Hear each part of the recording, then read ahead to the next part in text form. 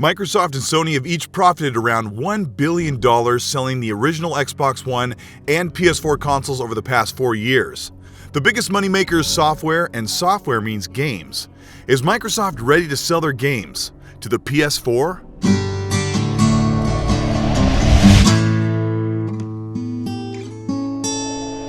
With PS4 leading Xbox One consoles 2-1, that means that game sales are generally 2-1, and with Microsoft having a couple of toes in the water for PS4 games via Minecraft and the acquisition of the Havok engine and Azure cloud services, there seems to be little left that is puritanically Xbox, especially when we factor in Play Anywhere on PC.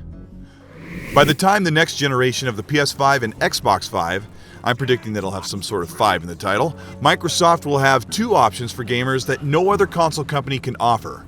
A cloud-based powerhouse of gaming with all the perks of a premium console hardware on your current Xbox One, TV, or even PlayStation and Nintendo hardware. I predict that non-Xbox platform users will have to pay through the gateway of Xbox Live, but Xbox staples like Halo, Forza, and Gears of War will be fully playable the way they were intended on any device. The other option is to buy the latest Xbox console and have a full locally installed gaming experience, with the option to stream games through the cloud, digitally owned and installed, or disc-based games, or any combination. Microsoft knows that PlayStation could always have the hardware foothold in the market, but any company stands to gain much more money by selling games and their services to their customers in a way that fits their preference. And Microsoft has definitely started to build a game where you want and how you want approach. Anti-Xbox and frankly anti-consumer spastics are going to wave the flag that the Xbox platform is dead. But the absolute truth is that they will be paying Microsoft and the Xbox platform to play whatever games they want without being locked into a hardware purchase. And this approach to letting you game wherever you want and have access to more games is the most consumer-friendly tactic we've seen outside of PC gaming and its collection of DRM protected services. This also totally kills any list war fanboy checklists that motivate harassment over plastic and the hobby of video gaming. But every year, before spring, gamers get wound up for news, leaks, and possible games to be revealed just ahead of E3 in June, and most are anxious and hopeful that the year will be packed with new surprises and memorable games. But the rest are being whiny, toxic, unhappy, negative Nancys. But this early spring is a veritable fog of mystery and predictions for what E3 is going to bring to the table. All are hopeful that their favorite console will build upon the previous year, but Microsoft had a rocky year in 2017, but Microsoft hadn't announced or planned to release a new AAA IP since 2015, and the masses are becoming incredulous. A pressuring weight is on Microsoft and its Xbox to deliver or at least announce some big exclusives, and especially some strong, narrative-driven, mature single-player games. Everyone is well aware of this, but right now, the voices are loudest against Team Xbox, and they're forgiving customers for not having a list or bigger, fresh titles to justify the Xbox console, let alone a premium Xbox One X. There are 2 camps here that are truly bringing down an industry that should be having plenty of fun. First, the toxic, quote-unquote, concerned PS4 gamers that appear to be worried about Microsoft's financials and well-being of Xbox gamers for not having any games. The most egregious of these complaints is Xbox has no games.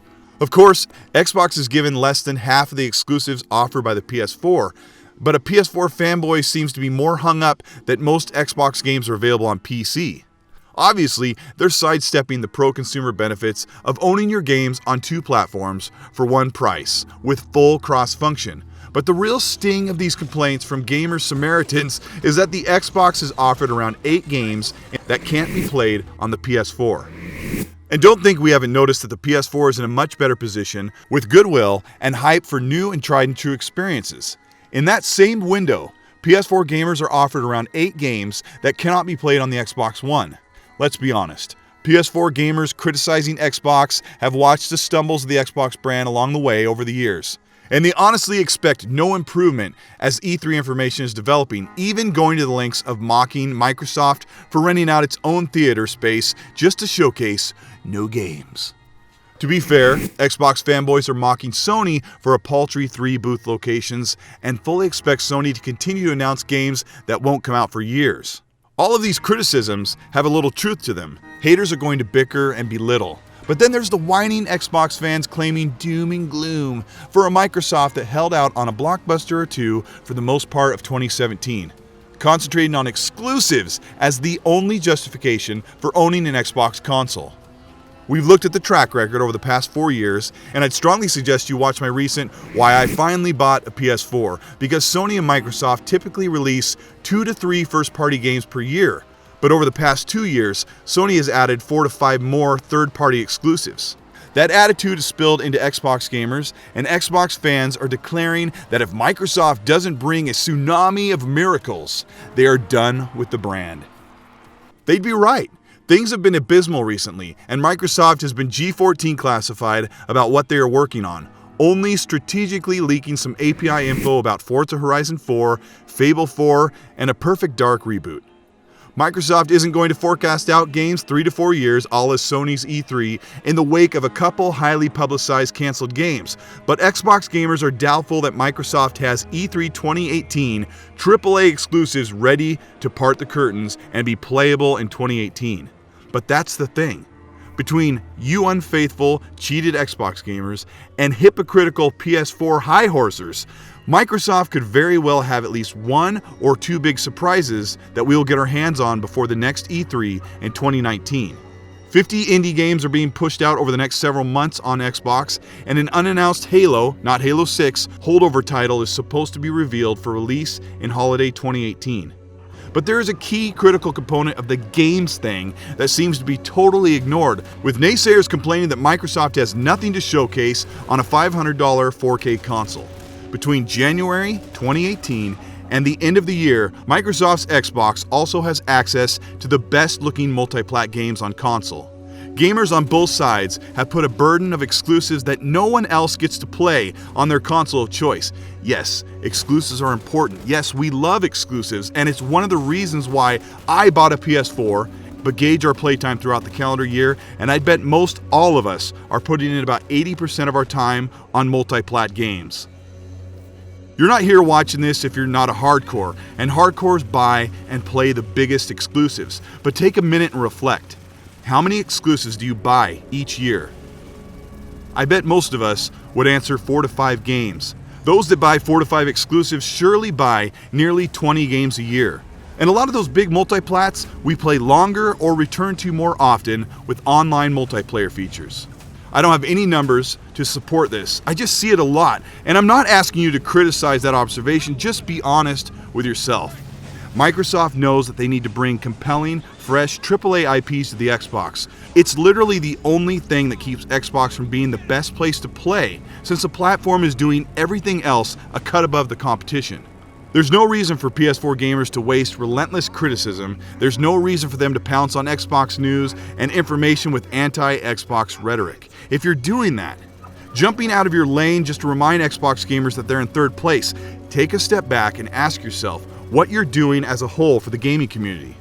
If you're an Xbox fanatic, whining that Microsoft isn't bringing you enough games, don't project that onto the other platform. Don't criticize PS4's offering just because they don't suit your preference. This goes for PS4 gamers, not interested in ever owning an Xbox, belittling Sea of Thieves, State of Decay 2 or Crackdown 3 just to push your cause that Xbox will fail. Xbox gamers, quit worrying about Microsoft's financials, their sales, the ethics of Game Pass, just like Play Anywhere and Crossplay. If it's good for the consumer is you, and enjoy the benefits of being on the platform with one of the most consumer-friendly consoles in the business right now. One of the things that baffles me the most is that this is just video gaming related news, a hobby. People seem to take this stuff far too serious. I understand that we're passionate about video gaming. I'm one of them, and we all have one preferred platform, but just take a look at any comment section on any gaming video, and you'll see droves of negative Nancys, trolls, and armchair critics. But just be glad that you're not one of the derivative man-watchers making memes or videos about people that make videos about video games. This is Colteastwood. Thanks for watching. This was a strange video for me to make, but it's been really weird lately, and people are just sort of freaking out. For fun, check back on this comment section later, because the negative Nancys, those unhappy gamers that didn't make it this far into the video or don't have comprehension skills, will say some pretty hilarious, baseless stuff. News for E3 is being held quiet at the best efforts of Sony and Microsoft for the true reveal in June, but check back here to the channel soon. We'll take a look at all of the games Microsoft will show at E3 before the real show. If this is your first time here, like and subscribe to the channel. If you want to see other reasons why I feel this way about gaming, take a look at the channel, watch some of the other videos, and I'd like to hear your feedback. If you want to talk to me or ask me a question or two, add me on Xbox Live at Colteastwood and Twitter at Colteastwood. And after all that's done, make sure you're having fun. Enjoy your games. Push Microsoft and Sony positively to keep the industry improving. Have a great rest of the week, and don't forget, be nice.